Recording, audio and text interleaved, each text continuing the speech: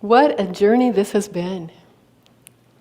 This has been an amazing journey for me, exploring, finding unity in the largest religions of our world, looking for our 5 basic principles within the other religions and faith traditions of our world, where they're reflected.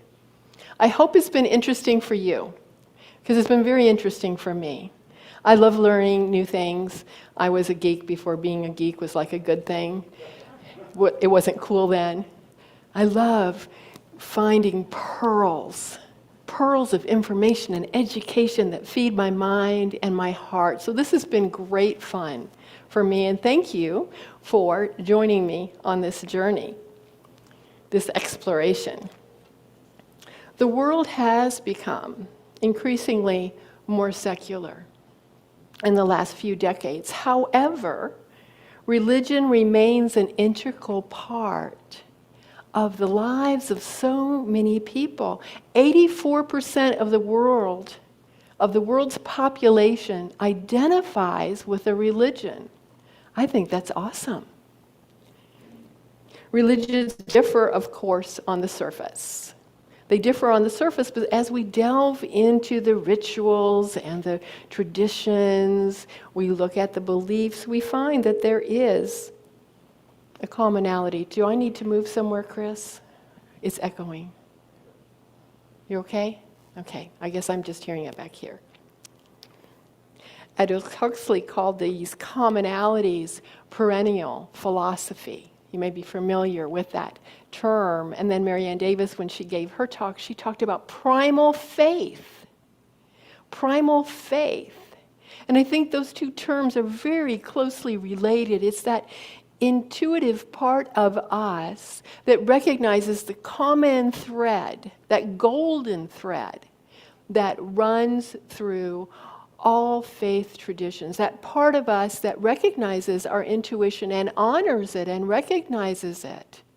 It's that within us that brings us together in faith. That part of us that wants us to be on a spiritual journey, to continue to learn and to grow and to not just sit back and check it off. Went to church on Sunday, boom, done. Unity doesn't do that. The work begins when we leave this room and go out in the world to be the best we can be, the best person that we can be. We are always seeking connection with one another. And that's one of the beauties of delving into these world religions, is finding those connections and recognizing them. You know, last week I referred to All That We Share. It was a commercial made in Denmark, bringing a group of people together and recognizing all that they share. And Aaron posted it on Facebook for us, thank you very much, where people from all different walks of life found things in common. Well, because of our precautions, we can't really move about the room, but we're going to do a little bit of that experiment this morning among ourselves. So when I ask a question, simply raise your hand if it applies to you, and then look around the room and see who else has their hand up. Okay. Who plays or has played a musical instrument? Oh, okay, look around. Look at the fellow musicians in the room. Ah, who's ever milked a cow? All right, let's look at those fellow farmers. Yes. How about fed chickens or collected eggs? Yeah, there we go. All right.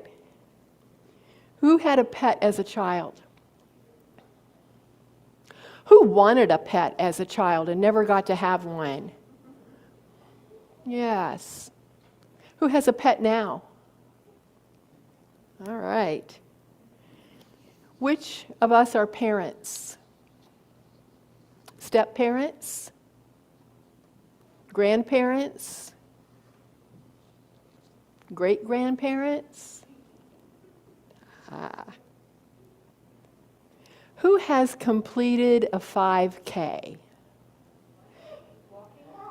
Yeah, you notice I didn't say who has run a 5K. I said who has completed a 5K. All right. How about a marathon? Triathlon? Many, all right. Who has a bike and rides it often?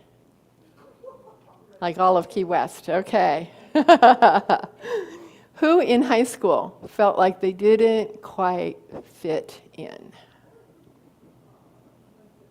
Yes. Whoever feels sad, disappointed, angry, hopeless? Whoever feels overwhelming joy? Who feels excitement about something that is happening in their lives right now or this week? All right. And who loves Unity of the Keys? Wah! Give yourselves a hand. It lifts our hearts. It lifts our hearts to recognize these connections, always. Well, today we're concluding the series of Finding Unity in World Religions. And this morning we are looking at finding unity in Islam. Now, Islam is the second largest religion today. Am I not standing where I should be? Okay. Thank you. Islam is the second largest religion today. Christianity is the first. Hinduism is the third largest, and then there's a big gap there in percentages with people that really don't identify with a religion, and then comes Buddhism. When it comes to age, Hinduism is the oldest. That's where we started. And then Judaism is not far behind. Then comes Buddhism that was birthed from Hinduism. Then comes Christianity that was birthed from Judaism. And then lastly comes Islam, about 1,500 years ago. So let's take a look at Islam. And today is the perfect day for us to delve into this faith tradition. A Sunday where traditionally we are very much looking at inclusion and acceptance. You know, I was told by Jim Lee, a Unity minister once, it's not about inviting everybody to the party. It's more than that. It's also asking them to dance so that we are truly connected. And that's what we are doing as we delve in. We're dancing and we're opening our hearts to including and inviting in this space. Of the religions we have explored, Islam may be one of the most challenging for us personally. And I say that in relationship, of course, to 9/11 in 2001 and the terrorism that was and continues to be so highly personal. We are reminded that in almost every faith tradition, there can be a subgroup that is not aligned with the majority, a faction that is the great minority, but which can cause conflict and pain and loss in the world, shadowing how we feel about the religion as a whole. It's been over 20 years now since 9/11, yet much prejudice exists within ourselves. It's taken time, and it will take even more time for us to be fully comfortable with the religion of Islam. When we see a woman in a hijab or burqa, we are looking through the lens of our own morality and our own experience, and we have to be aware of what's going on within us, for often we see oppression that is imposing our beliefs upon another group of people. If Christianity has been a journey to understand the nature of Jesus, and Judaism, the walk of a people seeking a full and free connection to their God through a covenant relationship, then Islam is characterized by a zealous struggle to establish the peace of God. A zealous struggle. What a dichotomy. a struggle for peace. And if that sounds contradictory, then we can begin to understand this dynamic tension that resides within those of the Muslim faith.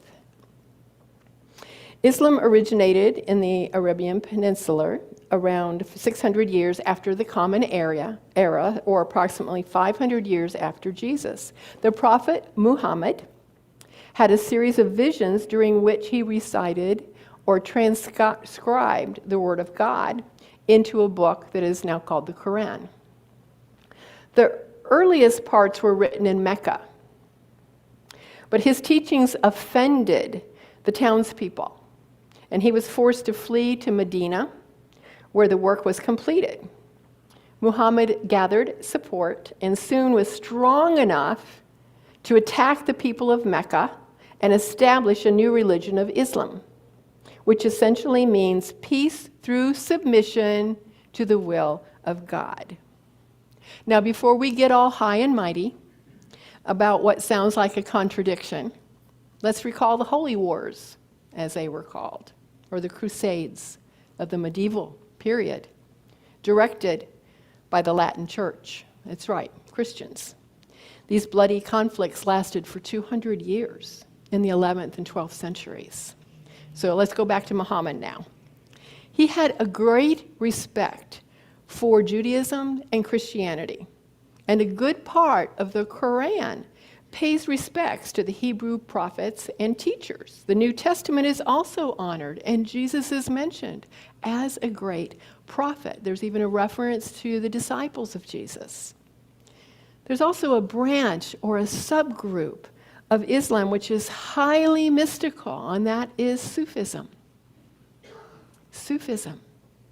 One of the great Sufi mystics, Rumi, the Persian poet and Islam scholar of the 13th century, is well known in unity circles. I quote him all the time. Sufism is from Islam. So let's look at our 5 basic unity principles. The first, there's only one presence and one power, God the good, omnipotent. Well, Islam has 2 interlocking fundamental or foundational statements. There is no God but God. There is no God but God, and Muhammad is the prophet of God. Now, the God of Muhammad refers to the same God as the Jews as Yahweh, or the Christians as Father. This God is transcendent. This God is transcendent, absolute, one, beyond change, and yet involved with his people. This God has many facets symbolized in Islam by the traditional 99 names for Allah. One God, many aspects of God. Undoubtedly, there are similarities between Allah and the one presence and one power and unity, for the emphasis is on God being love, God being compassion. That's the hallmark in both. God is absolute good. Unity's second principle, that the essence of God is within us, is affirmed most obviously within the mystical branch of Sufism, which is characterized by the relationship between the practitioner and the beloved. The deeper identity is the essential self with a capital S, which we call the Christ consciousness, the very essence of who we are. Our third unity principle, I create. Our thoughts have power, and how I think creates how I live in this world. We see this in the 4th element of Islam, which is the last day or judgment day. There are more than 100 references in the Quran about this last day or judgment day. It underscores the Muslims' belief in a divine and universal judgment that weighs every human act. In unity, we phrase it in terms of consciousness, and how our consciousness determines what we experience on earth and possibly in the afterlife. That's a question mark. Reverend Paul John Roach, who created the book that I've been using, that I used as a springboard for this series, says, the stakes are higher in Islam. For true believers, the promise is paradise, a return to the bliss of Eden. For the faithless, the reward is hell. In unity, we can agree. We can agree. We just have a different definition for those terms. They don't mean the same thing to us. For those who are aware of our thoughts and we try to live and move and have our being from our Christ consciousness, we experience less struggle, more love, more harmony in our lives, a heaven on earth. And for those whose thoughts are of fear, or even more aggressively of retaliation, manipulation, causing pain in our world, it feels more like hell on earth for them. Conflict, disharmony, struggle in relationships. By choosing our thoughts. By choosing our thoughts, we're creating heaven or we're creating hell. It's a choice, a personal decision of how we live in this world, what thoughts we choose to hold and which ones we release. Because let's face it, we all have thoughts that we would prefer not to hold on to. Think of those as leaves in the wind. They come, they may drift in, we allow them to float away. But which are the leaves we decide to make a bouquet out of, to hold dear, to bring into our heart? It's a choice. It is always a choice.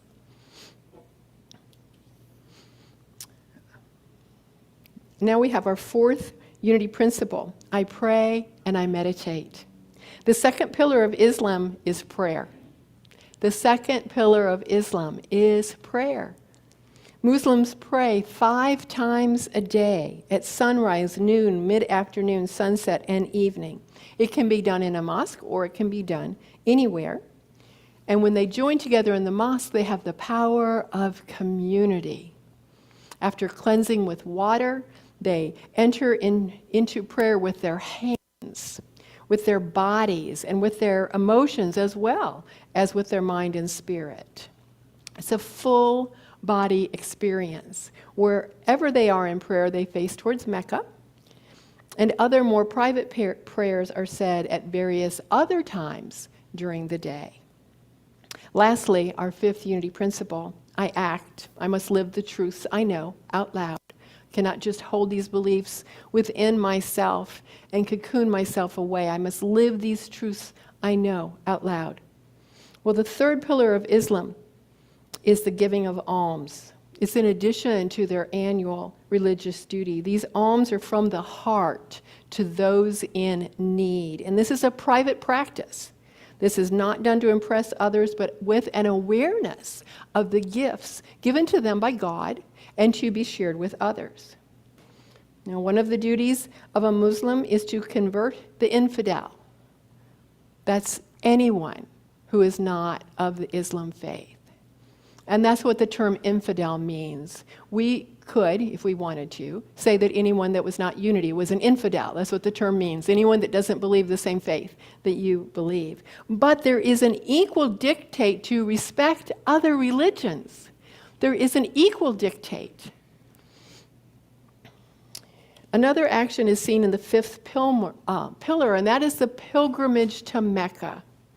All Muslims are encouraged to take the journey to Mecca at least one time in their lifetime. All of these actions fall under our fifth principle, a call to action. We honor our brothers and sisters and their traditions of faith. We honor our brothers and sisters and all the paths they choose to walk to be free. Let us bless all, not only those who believe like us, not only those who fall under the mysticism umbrella, but all people of all faith traditions and all those who are still seeking. Let us bless all the paths. Each one's feet walk to be free. And thank you for walking this path with me today. God bless you. Thank you.